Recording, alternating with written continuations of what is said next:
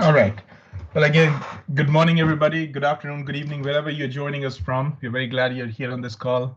We're here to talk about the Business Analytics program at UT Dallas. My name is Gaurav Shekhar, and I'm the program director of the Flex and the online version, the on-campus and the online version.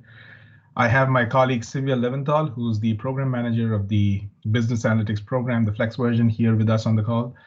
And we're here to talk about the program briefly, talk about why do you need business analytics, and then even though it's business analytics, why from UT Dallas. We'll look into a few things that sets us apart, and then majority of the session, this webinar is for any questions that you may have, anything that we can help you with. What you can do is even during the course of this discussion that we have, initially, which will be for about 15 minutes or so, if you have questions or something comes in your mind, just put it in the chat and we'll go over those questions one by one all through the end of the webinar. The only thing I would request is if you're unmuted, just mute yourself, because that will help us with no feedback or any kind of noise that might disturb, but then definitely put your questions in the chat. Okay.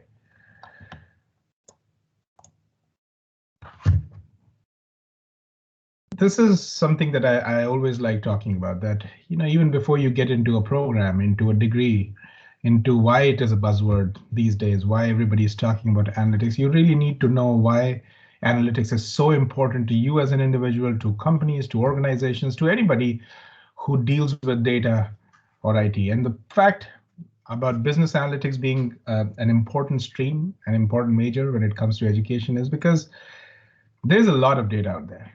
Everybody is generating data, and it's just not something which is only for the big companies, the big organizations. Even a small, mom and pop donut shop might be generating data that they need to look into, that they need some expertise for.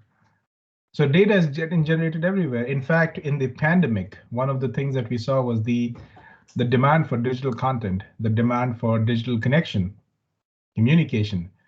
And that led to a lot of data getting created.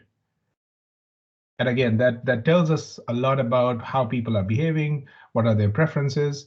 And this is not in a negative way, but in a positive way, so that more products can be created that can help them.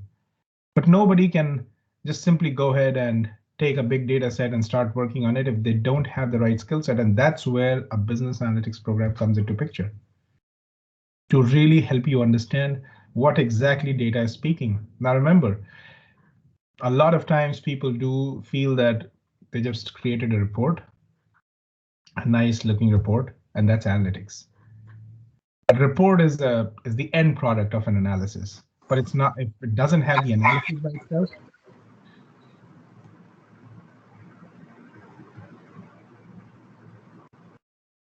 Okay, that's better. If it doesn't have the analysis by itself, then it's of no use. So what are the different models that needs to be run on your data set? Do you need, how many iterations do you need? Do you need to fine tune the parameters in a certain way? Is there some other exploratory devices that you need to use, etc.? There are tons of things that you can look into when it comes to analytics. So that's where the real value of an analytics professional is, that you look beyond what a normal eye cannot. Now you talk about the sectors where it is relevant, every sector. Real estate, healthcare, technology sector, financial sector, oil and natural gas, you name it, and you need an analytics professional. But with all this need and everything, the other challenge that the industry is facing is that though the need is there and it's growing exponentially, they do not have qualified professionals. And the key word here is qualified. And that's where we come into the picture.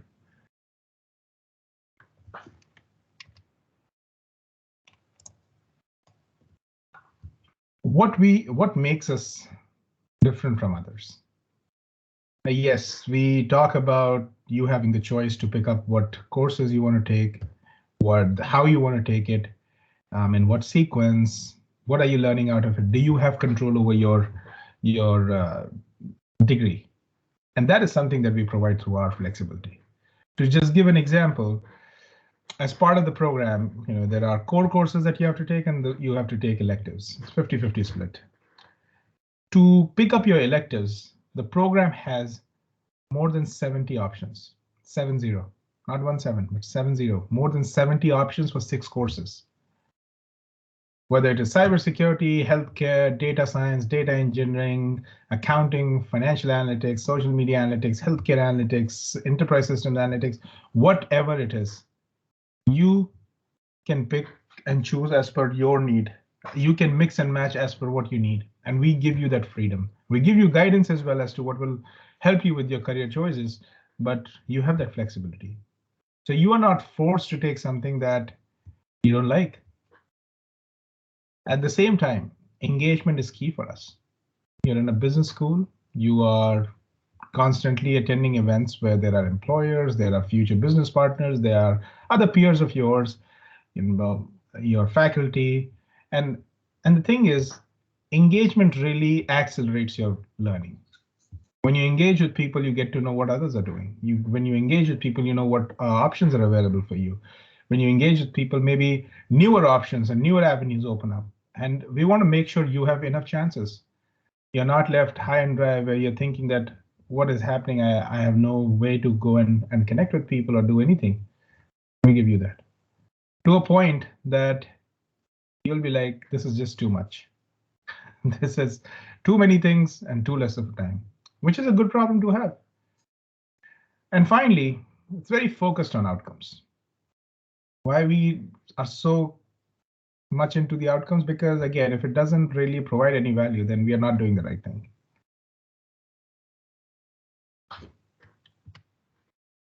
Another reason why you should do business analytics at UT Dallas, we are the largest in the country, the largest business analytics program in the country.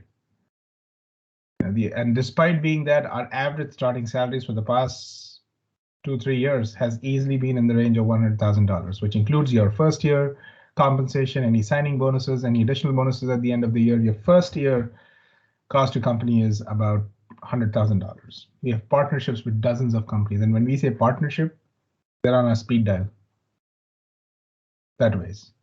Whether it is internships, whether it is asking them to come for a guest lecture, mentoring, one-on-one mentoring. Imagine one-on-one mentoring with the CEO. We do that in our program. Competitions, you can win prize money through competitions, scholarships. I mean, there are tons of things that you can do in the program, and all that is possible because of these relationships that we have built over years. There's a high return on investment. Now, UT Dallas itself as an institution, irrespective of the major, has been ranked #1 in the state of Texas for the return on investment. But with business analytics as well, what we have seen is that, let's say, if you finance your entire degree, you are able to earn so much that in the next 3 years, let's say, on an average, you'll be able to pay back the entire education loan that you have. And this is not like that you are left hand to mouth in terms of what money is left for your own survival, but people take care of their families, people send money in case you're an international student, you're able to send money home, and you're still able to live comfortably while paying off your loans. And that is only possible because students end up getting high salaries. We have seen about 550 to 600 internships happening in the year with an average pay of $24 an hour, which roughly equates to about $50,000 a year. Now, the ratio of an internship and a full-time job, the pay ratio is about 2:1. You earn $1 for an internship, you earn $2 for a full-time job. And mostly that ratio stands. Now, in terms of the big companies like, say, Microsoft, Amazon, a lot of times they don't have any pay disparity when it comes to their employees. But our students are getting into those companies as well, which is a good thing for them and for us as well. The next reason why you should do business analytics with us is because of these different tracks that we have. We talked about flexibility, and you have the choice of picking up the track that you want to go with. It's a 36 credit hour program, which means you take 12 courses of 3 credits each. 18 credits, which is 6 courses, will be your core classes, and the other 18 would be electives, and you can pick and choose from any. You don't have to declare any elective. You can do all the courses from one track. You can take one course from, let's say, 6 tracks and finish it. You decide how you want to do it. It's a STEM designated program, which means a lot of employers in the US, when they look for STEM majors, that's a plus for you. If you're an international student, that extended work ability authorization that you get is through the STEM designation. Everybody gets 1 year of optional practical training if you're an international student, but because of the STEM designation, you get another 2 years on top of it. Third reason why you should join us at UT Dallas is all these reasons that I've put on LinkedIn. Our students do put a lot of great internship stories about what they're doing. These are first-hand experiences. Their internships, their competitions, their life at UT Dallas. Look for this hashtag UTDMSBA, hashtag UTDMSBA, search for it on LinkedIn, go to content, and you will see thousands of these stories. This should tell you what exactly our students are doing, what kind of stuff they're doing. When somebody says, oh, I'm working at Ericsson, well, what does working at Ericsson look like? That is what you get from here. The business analytics program has 3 different formats. One is the Flex, which is our on-campus program. 85% is 85% is on campus. The rest 15 is online. We do have online classes as well in that program, but you have all the 10 tracks. The ones that we talked about. You can pick and choose from any of them. It's self-paced. Again, you decide how many courses you want to take. Let's say you're a working professional here and you want to take just 1 course. Yeah, that's possible. You want to take 6 courses? That's possible. We don't really tell you that you should take 6 courses, because that's a lot of coursework. But if you want to, you can. The business analytics degree can be finished in 9 months, 2 semesters if you want to. And we have had students that have done that in the past. A very small percentage, but they do it. The maximum time you have is 6 years to finish the degree, but mostly we see 18 to 22 months, 3 to 4 long semesters is what they take. It's a state-funded program, which means that if you get a $1,000 scholarship here in the program, or you become a TA in the program, and you are an out-of-state resident, you're not a Texas resident, you end up paying in-state tuition fee, which is 50% of out-of-state. That's a lot of savings there, right there. Cohort is another track, another format. Again, it's similar to Flex, but it has 2 out of the 10 tracks, which is data science and accounting analytics. Now, these 2 tracks are also in Flex, but Cohort was designed with just these 2.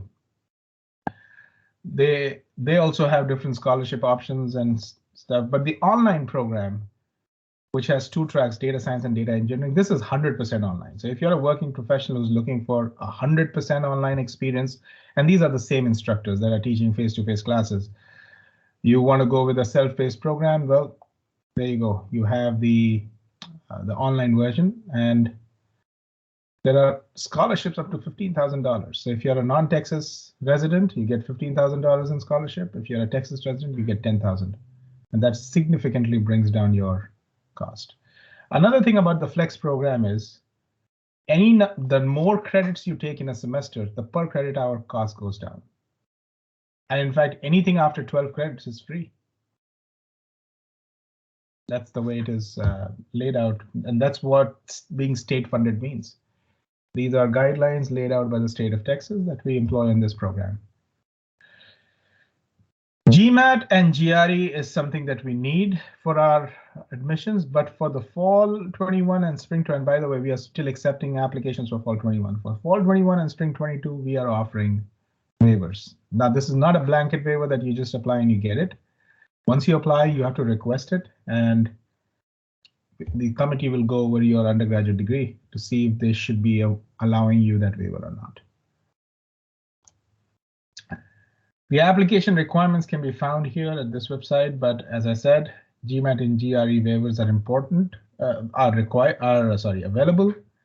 If you're writing a GMAT or GRE, definitely send us that code. And if you are wanting to get a scholarship, now for fall 21, the scholarship is over, unless you want to go into the completely online program.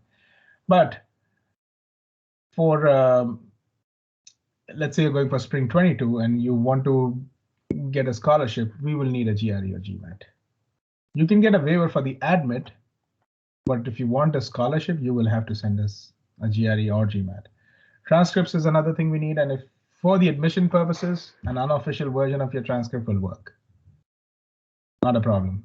But once you're admitted, you'll get time to submit your official degree and your official transcripts. One resume, one letter of recommendation. It can come from a former professor, a former superior, any manager, colleague that has worked with you, and a personal objective statement, which is an essay. A one-page document, double-spaced, that's enough. Where you talk about what brought you to this point that you want to pursue a business analytics degree, and then where do you see this degree go in the future. We don't have any application fee waiver. However, if you are an alum of UT Dallas, you did your undergrad here, you're into another program, and you want to apply to this program as well, that's when you get a fee waiver. Now, GRE and GMAT waivers are not only available because of your undergraduate degree, but even if you, let's say you did your undergrad from UTD and have a 3.5, you get it. You did an undergrad from an institution which was AACSB accredited, you have a 3.6, that's an automatic GRE GMAT waiver. But as I said, if you want to apply for a scholarship, the Flex program scholarship, then you definitely need a GRE or GMAT. Deadlines, now we are still accepting late applications. So if you want to go for fall 21, I would say August 15th should be the hard deadline for you. Spring is still open until October 1st, and then summer is March 1st. Now these programs, fall is starting on August 23rd. Spring will start in the second week of Jan, and then summer will be third week of May. Late fee is assessed if you want to go for the Flex program. It's a $75 fee. However, if you're going for the online program, there's no late fee. You can still apply. And application fee is waived for UTD alums. So the Flex program, here are our direct contact details, our emails and direct phone numbers. So feel free to contact us.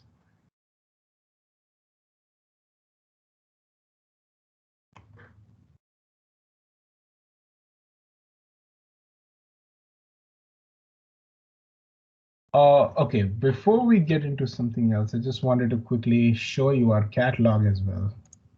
The one for fall 21, just to show you the different type of courses that we have. So we were talking about the core classes.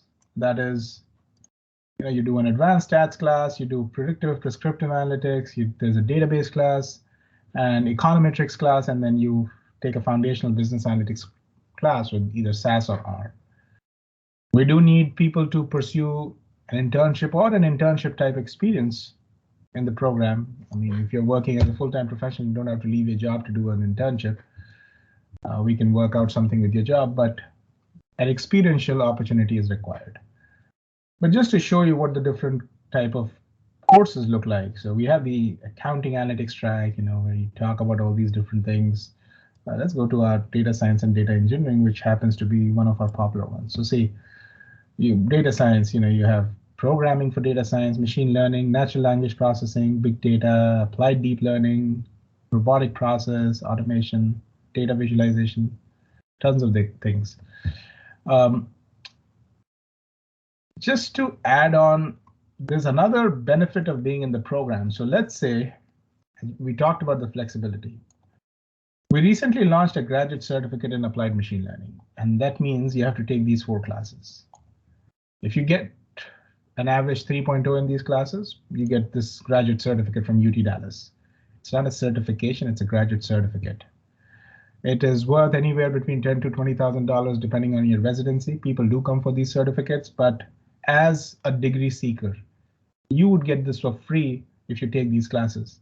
And again, 2 of the classes are part of your core classes, so anybody would naturally take them. All you have to do is just take the machine learning and the NLP class and get your average 3.2 and you get this certificate. And you don't have to pay anything extra.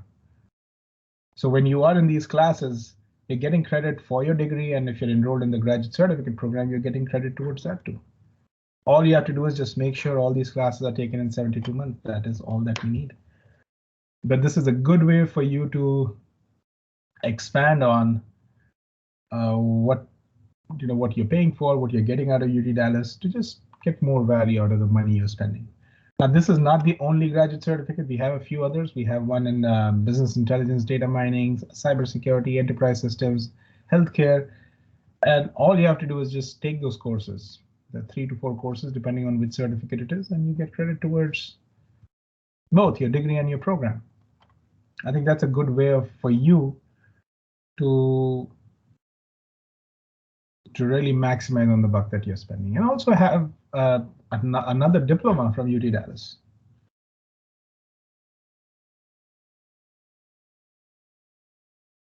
All right, any questions at this point of time that we can answer?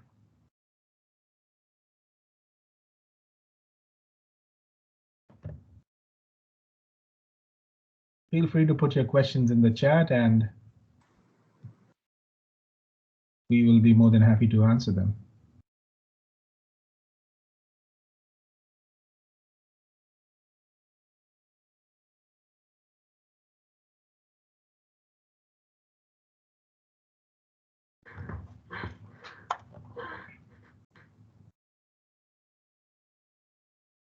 Absolutely, I can do that.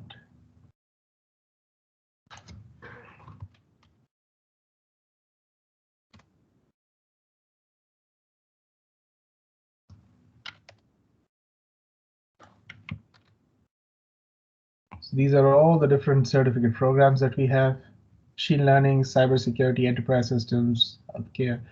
We do 2 certifications as well, which is the SAP TS410 and the ITIL 4 Foundation. These are certifications. They happen over a very short period of time. For example, ITIL is a 2-day class. SAP TS410, which is a functional certification, it is a 2-week class. Certifications can be found here.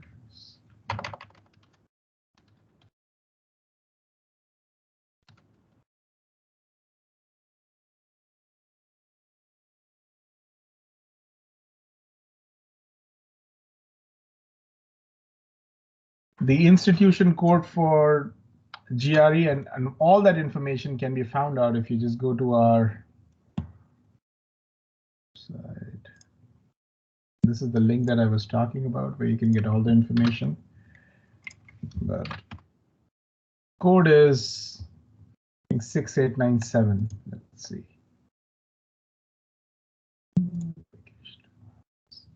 Yep, 6897.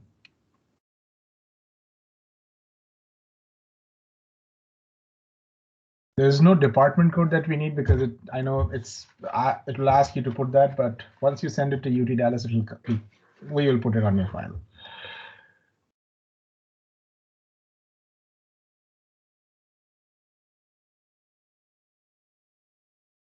Preeti, is a 3-year bachelor's degree enough? Absolutely, we do accept that. Do we have to submit the financial documents before the application? No, so once you are admitted, and I believe you're talking about the financial documents in terms of getting an I-20. I'm assuming you're an international student, that's why you asked that question.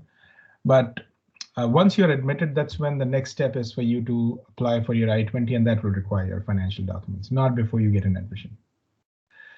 TOEFL is required if the language of instruction in your undergrad institution was not English. If it was, then you don't need it. GRE GMAT is needed unless you want a waiver for fall 21 or spring 22. Those are the 2 semesters so far that we are giving waivers for. And mostly we feel that spring 22 might be the last semester when we give those waivers out. But if you're going for a spring 22 scholarship, you definitely need a GRE or GMAT. And all the requirements of the application would be on this website. I've put this in the chat. So you need the GRE GMAT, transcripts, English proficiency, as I said. If the language of instruction is English, you don't need it. If it is not, then TOEFL will do, IELTS will do, Duolingo will do, resume, letter of recommendation, and personal objective statement. Are there any programming software prereqs that we should be familiar with? Well, Archana, again, it's good to have that knowledge, but if you don't have it, it's not a deal breaker. Yes, there will be a different learning curve for you. You might have to put some extra amount of time to learn those things, but we get a good number of students that come with no background. but there's no particular requirement. The only requirement that we have is that if you have taken calculus in your undergrad degree or math, something, calculus is the only requirement, and we check that through your transcripts. If it's not, then there is an additional course that we asked you to take, which doesn't count towards your 36 credits, but it's your calculus prereq that's required. Every now and then we have a few students that don't have any calculus background, and we ask them to take that course. But if you want to talk about languages, R, SQL, Python, just introductory topics, if you go through them, that should be enough for you. What we do is, and we have started doing it this fall, there's something called Data Camp. It's a paid portal, $350, $400 worth of stuff. We provision that for our students, our enrolled students, for free. And we let them start with those lessons and learn a few things by themselves before they come to the program. Now, once you're in the program, things are started from a very basic level, but then they are picked up. The speed at which they're ramped up is pretty fast because it's a graduate level program. So with you spending some time apart from what is being done in the class to just help yourself with the concepts will always be handy. And some of our best students are the ones actually who come with no background. They end up putting so much effort that they end up doing much better. Mohammed, if someone registers for Flex, can he or she take classes online? Maybe all. Well, Mohammed, two things. You can take that. Firstly, depending on your residency, if you are a US citizen or a US PR, then yeah, that will be fine with you. But if you're an international student, and this is for any international student, you have limitation on how many online classes you can take in a semester. Mohammed, you might want to just consider the online program altogether as well. But yes, the answer is yes, provided you're a US citizen or a US PR. Prithvi, how does the admission committee decide for a student to accept for the course? Well, that's a very loaded question there. What we do is we look at everything in your admission application packet. Your previous degree, any work experience you've had, your letters of recommendations are also very key, your own statement of purpose. We've had people in the past who had no clue what they were doing, and they just applied. They had a decent application, but if you don't have any clue, then we're setting you up for a disaster. So we look at everything holistically before we decide whether to go ahead with a student or not. Now, there are people who may not have had a very great GPA. That doesn't mean that they'll be rejected. There are people who have very high GRE scores, and we still end up rejecting them. So there is nothing that can guarantee you an admission in the program. It's everything together that we look at, and there's no one thing that will outweigh the other. So it's a very holistic review. For Dean's Excellence Scholarship, it is mentioned that we need to that they need official scores. Do we need to report again? No, once you apply and you put it as part of your application, those are synced into the scholarship application as well. You don't have to report twice. You send the scores once to UT Dallas, and that's enough.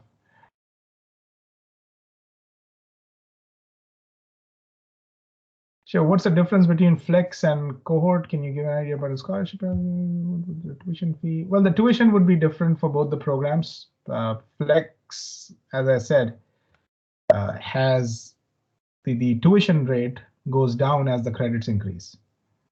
Per credit hour rate goes down. It may start a little higher and then it will just go down. And after 12 credits, everything is free in the Flex program. Cohort has a fixed rate, $15.28 for international and $15.28 for non-Texas residents, which includes international, and $12.50 for Texas residents. In the Flex program, the scholarship that you're getting will end up getting you the in-state tuition as well. Cohort, we are offering scholarships that can give you an extended amount of scholarships, more than the 5,000 that was initially being given. I would recommend that you talk to the cohort program about their latest scholarship opportunities. But another difference that I'm aware of is the teaching assistantship. If you become a teaching assistant in the Flex program, and let's say you don't have a scholarship, you still end up getting the in-state tuition rates. So that's another thing. The tracks, the major difference is the tracks. There are 10 tracks in Flex, and cohort has 2 of them. But if those are the 2 tracks that you want to concentrate on, you go with that. Of course, there is more flexibility with the flex program in terms of the courses that you want to take, the choices that you have. Sometimes there are more instructors for a course in the flex program as opposed to what we have in the cohort. So see, both of them have their pros and cons, and decide what you want. You want more flexibility, you want a certain benefit that comes out of that program, one of these programs, and then decide to go for it. Now I've taken Duolingo. Will that have any effect on scholarship? Not really. How is the business analytics course different from MIS? So one of the things is, again, MIS or any other program, there is the MBA program that lets students take our analytics courses. SCM students can do that, supply chain. Management science students can take that. Any student in JSON can take business analytics courses. What differs is this part. So even though everybody can take those courses, every business analytics student has to go through these 6 courses, which is like the rock solid foundation of analytics. No other student from another program can do that because they have their own program requirements that they have to fulfill. They might need to take their own courses, so they don't really go through all the courses that really gives you that strong foundation, that deep specialized foundation when it comes to business analytics. Another thing is every course that a business analytics student takes is geared towards analytics. So at the end of the day, a business analytics student will by far have more knowledge about analytics than any other major. Now, people can take courses, all of them that gear towards analytics, but still an analytics student will have that edge because nobody ends up taking all these core courses together. Now, there is another thing with the analytics program, and that is true for a lot of other JSON programs as well. You have the freedom to take 6 credit hours, which means 2 courses from any of the majors that are out there. So let's say that you want to add a little more flavor to your analytics degree, and you found another course that was offered by another program. You can take up to 2 of them.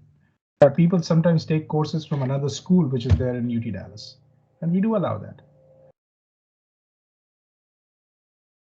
And provided you take care of the prereqs and all yourself if there are any. But that's the deal there. And MIS, when you talk about MIS as a whole, we call it ITM, IT management. It's more on a systems level. The kind of knowledge that you're getting there is about systems. But when you talk about analytics, it's purely around data and data related models or implementations or any kind of infrastructural or architectural thing that you're doing around data. And you might be working with decision makers. Why? Because you're somebody who knows how to massage data. So it's a very specialized field, and again, not only specialized but the hottest field right now.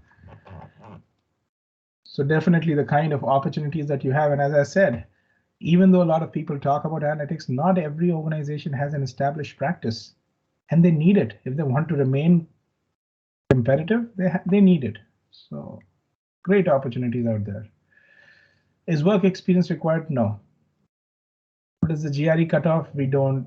Again, it depends on the pool that applies. Okay, the averages. So average GRE in the program is about 310, and our scholarship averages go much higher than that. But then it all depends on the pool. So do apply. You never know what the pool looks like. It is competitive for sure, but then you might end up getting the scholarship, whether you are below the average or above the average, because it all depends on the pool that is out there. So there's no particular number that we say that, okay, beneath this number, or that's a cutoff for you to get a scholarship. How many credits per semester can we take? You can take up to 18. If you are a full-time student, that's 9 credits that you have to take. If you're an international student, you'll have to take 9 credits. If you're a domestic student, a working professional, just want to take 3 credits, that's also okay. Now, can you please let us know, do we need to take courses in advance to understand the program from a non-technical? About the only thing that we will ask you to take is in the first semester, If you don't have a calculus background, there is a quantitative course, business analysis course there, and then a professional development course of 1 credit. Now that professional development course is for everybody.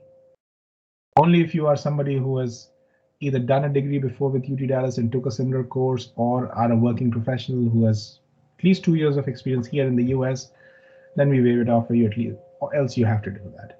What we do is we have boot camps before the start of the semester. We also give you, as I said, access to data camp, and it's self-paced. You can go ahead, watch those videos, do those exercises, and kind of build your confidence in that area.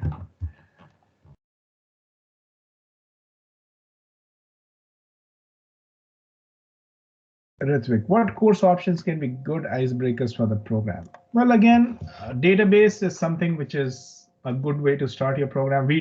We ask students to take this one course for sure, which is the Advanced Statistics for Data Science. The stats course, and again, when you talk about analytics, stats is the backbone. You cannot go around it. And it's important to know how this plays into everything that you do around data.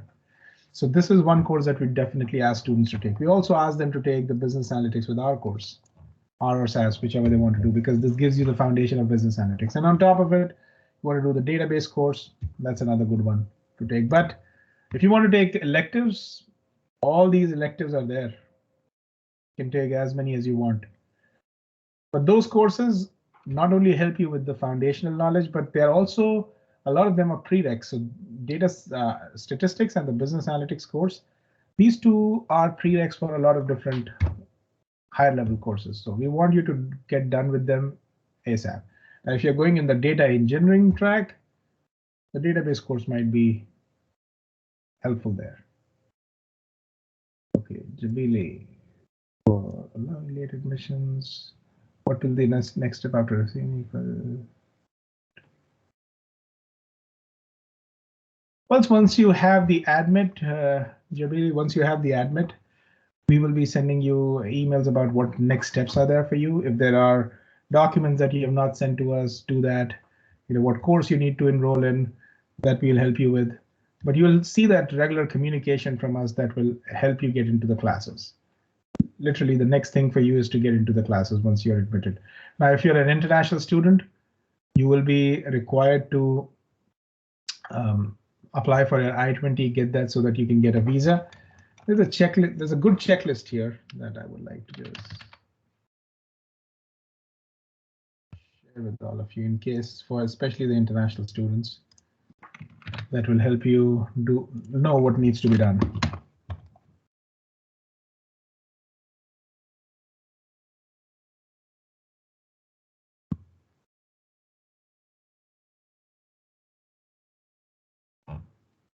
Okay, Prithvi, one last question. What is the average time taken by the admission committee to reply to the application?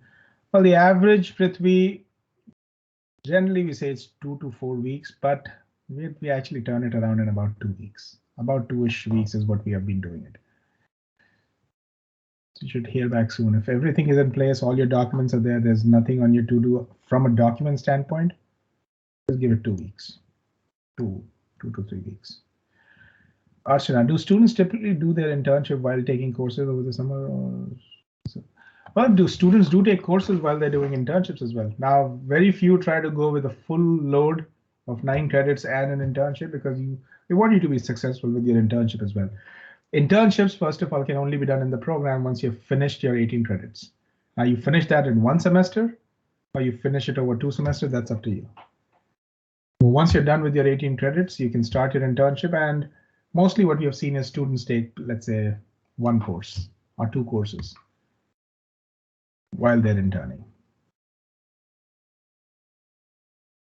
How does MSBA help somebody who wants to do a PhD and teach? So if MSBA should be preferred to. Srividya, that's a good question, and we have had actually students who have done that. They have done an MSBA program and then they've moved into the PhD programs around. It could be in information systems, it could be public policy, economics, a lot of different places, that statistics. MSBA really helps you with a lot of quantitative stuff. And again, if your research area is quant heavy, If there's a lot of data analysis, lot of data wrangling, then the MSBA program fits in perfectly because you are aware of those models, you know how to use them. And it's for you to really know about, okay, how do you design researches? How do you conduct researches? How do you do that? I mean, it becomes very easy. But again, it all depends on what your area is in which you're doing your PhD. Let's say if you go into a very core social sciences PhD, then there will be things on top of the MSBA program that you would require to know. And that might be, something that you learn over a period of time. But if you go into something which is quant heavy, which is data heavy, it's a seamless fit.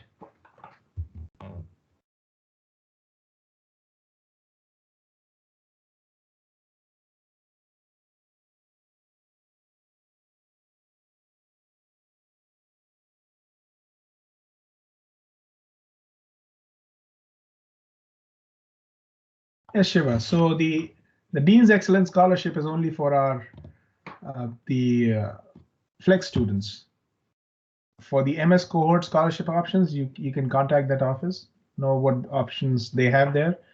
But as far as the time frame is concerned, as I said, the minimum you can finish your coursework is 9 months.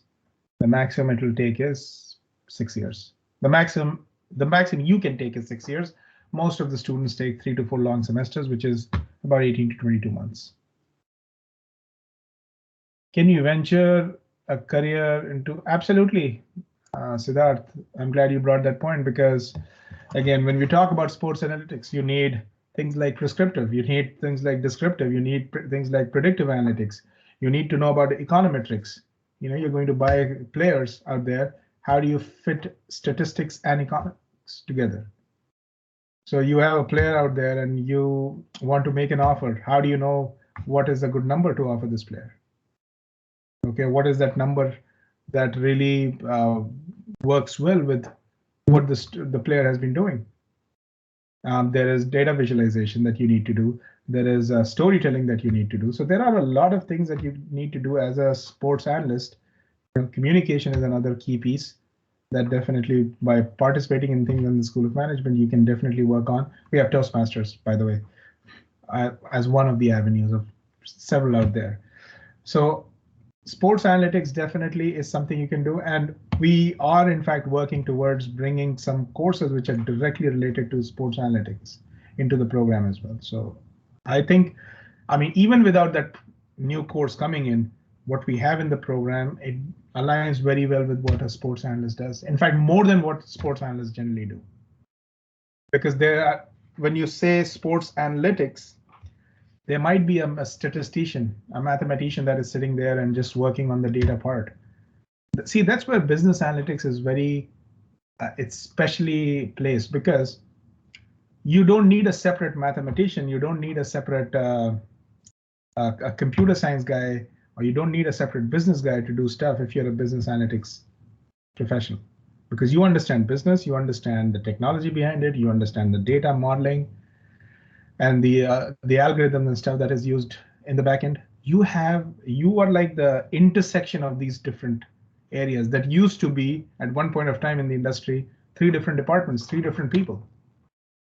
So that's why you are so valuable. That's why our students are getting that money, those salaries that they are making, because they're able to cut a lot of costs for the organization by coming in with this multiple different streams of knowledge, expertise that they can bring to the table. Maybe if in case we have 2 to 3 years of experience in business analytics and we have worked on projects related to some machine learning, do we still have to get internship? Or the internship is needed irrespective of whether you've worked or not. See, the definition of an internship is you've learned something in the program and you're applying that in an experiential setting.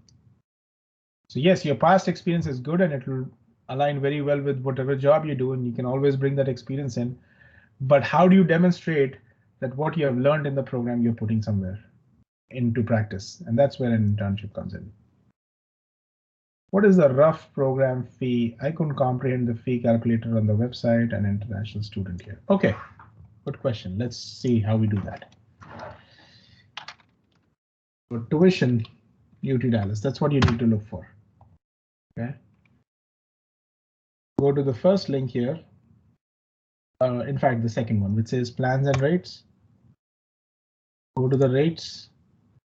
Now a question comes up, which one to go for, guaranteed or variable? Well, if you're spending more than 2 years at UT Dallas, or let's say 3 or more, guaranteed works well because whatever tuition you start with, you're locked into that tuition. It doesn't change for you. Variable starts at a lower range, lower price point than the guaranteed range, but it increases at the rate of about 2% every year. But since you guys will be completing, most of you will be completing it within about 2 years, variable works better. So we'll go with variable. But again, that's your choice, which one you want to go with. Now, when you look at this table, the first thing you have to look at, how many credits are you taking in a semester? Let's say a full-time student, 9 credits is what you're taking. You can take more as well. The next thing you need to see is you need to go to this column, either the resident graduate or the non-resident graduate. And non-resident is an international student as well. So for an international non-resident, it is $14,626 that you have to pay. Whereas the same thing for a Texas resident is $7,500. So there's a 50% off there. So if you get a Dean's Excellence Scholarship, you get that in-state tuition. That's your savings there, 50% right there. You become a TA in the program and we don't have TAs in the first semester. It can only be from the second semester. You get the ability to pay in-state tuition. There you go. And Dean's Excellence gives you, it will be specified on your letter. So be very careful about that, but it'll give it to you for 2 semesters, the in-state tuition. Now, another thing that I was talking was 12 credits. So after 12 credits, you can see whichever category you're part of, the tuition doesn't change.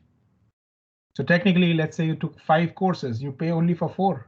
The 5th course is free for you. It's the same tuition.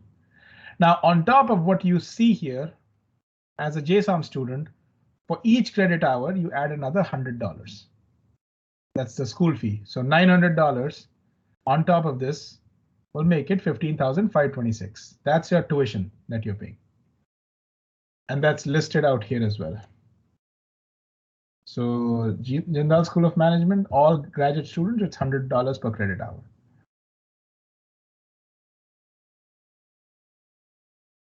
Now that's one thing. What other things do you have? Fees and other charges. So let's say you're going for health insurance. This is the health insurance that is there for 2020. So your student insurance for these semesters will be about $1,300-1,400. And this is top of the line insurance. Honestly, I mean, in the US, you really have to be having some very good coverage. And this is the top of the top coverage that is not only provided to our employees, but also our students as well for this rate. Just thinking of another one. Registration, not this way. Oh yeah, and there is another $150. So some of these fees, you know, when you apply for your internship, it's a $100 fee. Health insurance we talked about. When you apply to the program, there'll be a $50 fee evaluated. Please don't do any VES evaluations because we do our own evaluation and VES is more expensive. So $50 to evaluate your credentials. If you did your undergrad outside the US, there's a $50 orientation fee and a $150 international ISSO assesses this $150 per term. But yeah, again, these are the health insurance is the big one. The other are residual fees on other $200 to $50 on top of this. Let's say along with your health insurance and these fees, it's about $1,500 a semester. So $1,500 on top of your 9 credits was what, $15,526? That's your fee that you pay. And then living expenses, it's a lifestyle thing. But we've seen anywhere from $400 to $700 per month is what our students go for. But again, it can go up, it can go down. As I said, it's a lifestyle fee.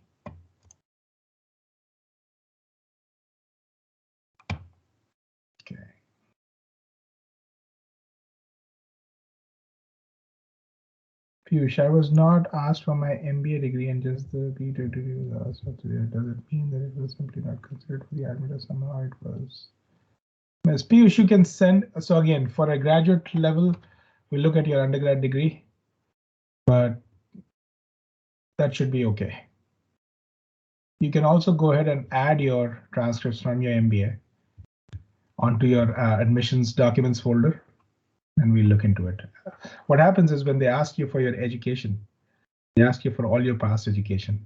And I don't know if you listed it or not, but technically the bare minimum that we need is your undergrad degree.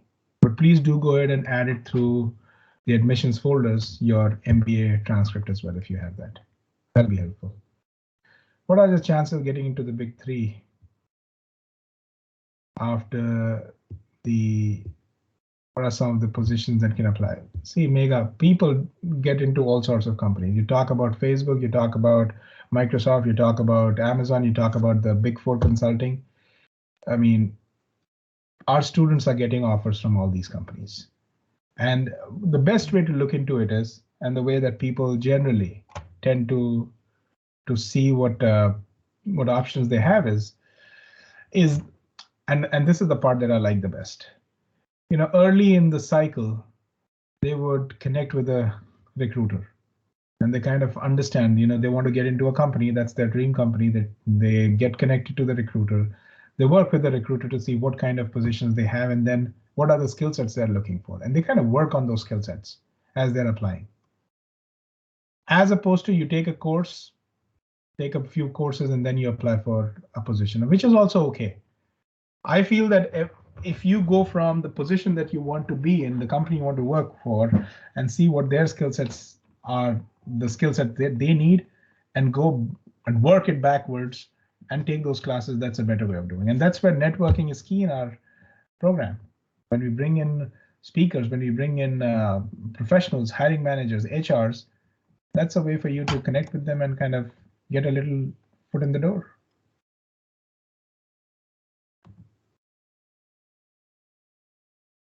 All right, we are in the last 5 minutes of the webinar, but I'll try to cover all the questions that are here. Could you please let us know about the assistantships? So teaching assistantships are something that we give out in starting your second semester. We need a UTD GPA, and we also need you to take classes that we will be adding you to as a TA, because we want you to excel in those classes. Your past experience is good. It can work when people ask you questions, when students ask you questions as a TA. But what we want to do is that you have taken the class that you are TAing. So it's critical for you to take those classes, get a UTD GPA, and that's why we don't give out assistantships in the first semester. But it's, you know, everybody gets to apply in the first semester. In our department, we need a 3.4 GPA at least.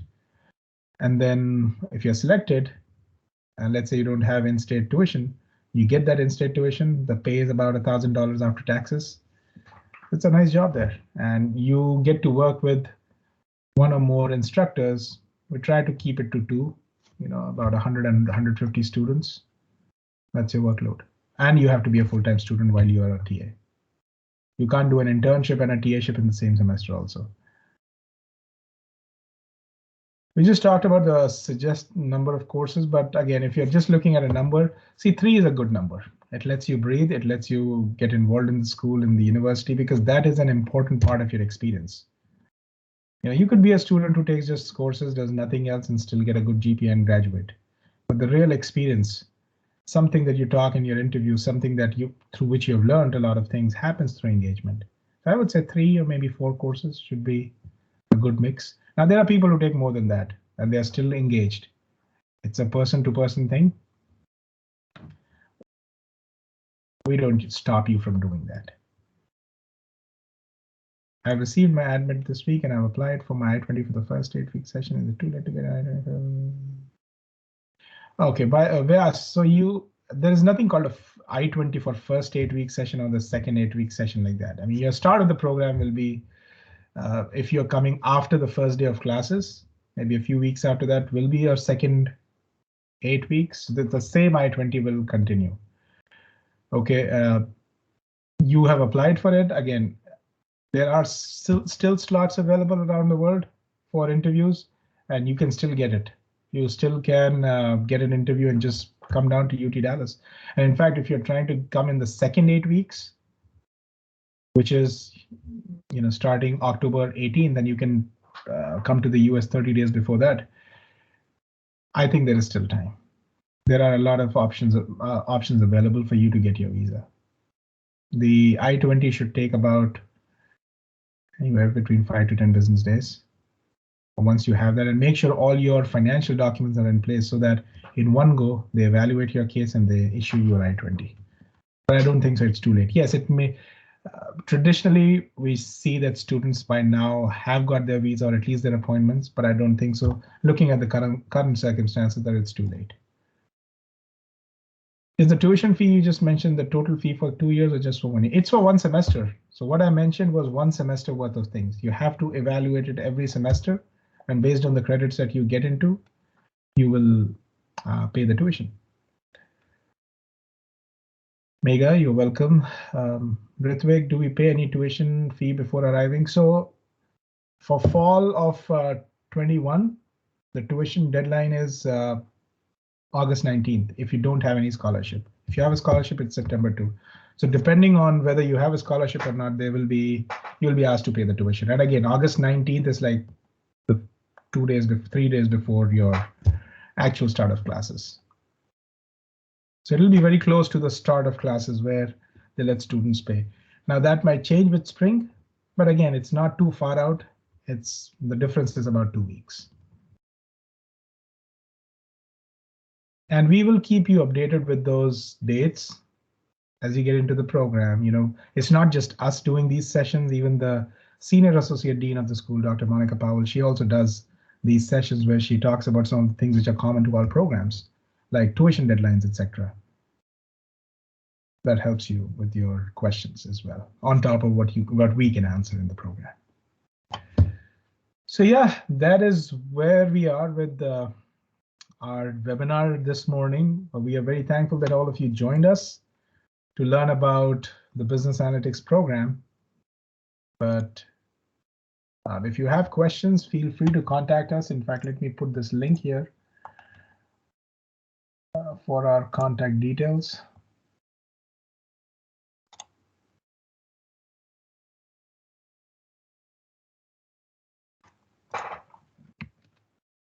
If you have any further questions, you can definitely send an email to us. And Sylvia would be more than happy to help you with your questions.